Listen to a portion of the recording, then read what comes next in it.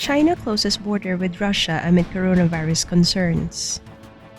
Suifen, a county-level Chinese city 2,000 kilometers away from Wuhan, is being regarded as the new center of COVID-19 in China. The Suifen land port has become a collective quarantine site for over 1,400 Chinese citizens who returned from Russia. According to the Diplomat magazine, 377 of almost 2,500 Chinese nationals who had returned through that land port as of April 20 tested positive for COVID-19. Though it remains unclear why Chinese nationals decided to flee Moscow so hastily, it is believed that China must have seemed like a safer option throughout the pandemic. Most of them took a 9-hour flight from Moscow to Vladivostok, then a 2-hour overland trip to Pogranichny, which borders Suifen. The problem is that the journey involves a long period in confined public spaces. Suifen, home to less than 80,000 citizens, struggled with the imported COVID-19 cases as their hospital system and hotels for isolation felt the brunt of it. On April 7, China closed the border, leaving hundreds of their own people stranded across it.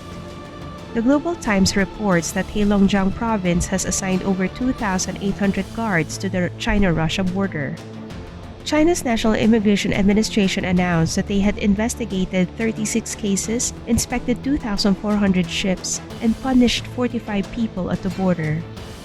Heilongjiang has also put up more than 100 temporary police checkpoints throughout the China-Russia border to catch any illegal behavior.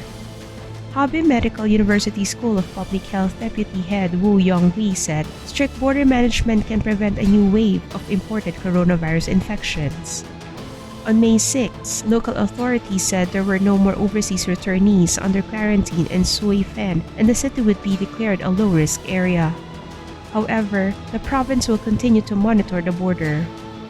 They have already offered a reward of 3,000 yuan and 5,000 yuan for people who provide them with useful information about illegal crossings and apprehend an illegal suspect, respectively. Locals are also being educated about the new border environment. When the China-Russia border closed, the Chinese Consul General in Vladivostok apologized to the Chinese citizens in Russia who were not able to return to their home country. He asked them to remain in quarantine and not attempt to cross the border.